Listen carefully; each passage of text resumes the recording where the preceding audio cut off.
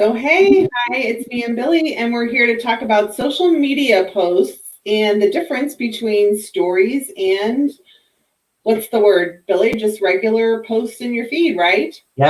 Yep. Story and post. Two different things, two different sizes, two different graphics, and here's why. So let's go ahead and we'll pull up Instagram, and you can kind of see what happens when you look in Instagram. So I'm actually on the desktop version here, but Billy, talk us through what we're looking at as far as just an Instagram post here goes.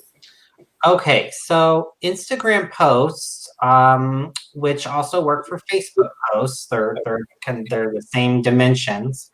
They are designed at a 1080 pixel by 1080 pixel, which is a perfect square shape. Square. Yeah. And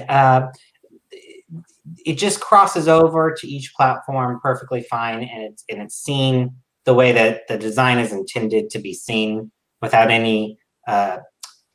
It's just balanced. It's what it's designed at, and a square picture. Yes. So but it's also, Billy, the other thing is it's designed to work in a feed on your mobile. So that's when you kind of see that big square space. Yes, exactly. It's the preferred size for post and timelines. You know, it's going to come across correctly in people's timelines and on Instagram and Facebook. So now the difference from a regular post, to a Instagram/Facebook story is that a story is a long rectangle. Size of your phone. Yes, it's the size of your phone. It's like a full screen image for your phone. And you know, that's why there's a difference between the two. Stories, you can actually add tomorrow. Found some videos. Yeah. Because that's the other thing, it's designed somewhat for videos, right? Because it's also designed when you're taking videos in that vertical setting.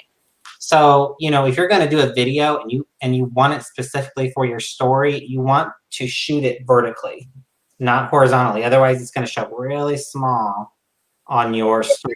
Or a story. Yeah. So you want to do it vertical if you're doing stories. So,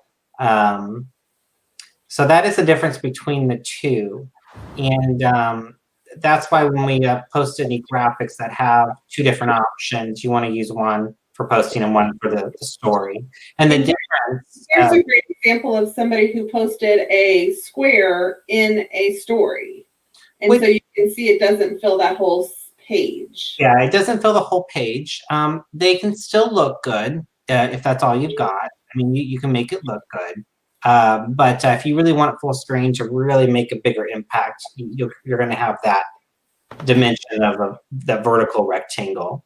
And there's another one. Now, sometimes keep in mind, if you have a square shape, you can have that be linked to your post. That, like, if you go to your Instagram post and you choose to share that post to your story, a lot of times that's when they come up as a square and you can choose it to be linked. So it's just kind of how you want to use it. But for me, I feel like the fuller screen in the stories has a bigger visual impact and effect than the smaller squares. But there's just so many options with stories. It's quite insane. I mean, your story editor, you can design your own things in there pretty much if you want to. Like, it's really limitless when you start to learn how to use it. But it's also a reminder that if you there's programs like BigVU, which is one of the video apps we've talked about, which will allow you to record your videos.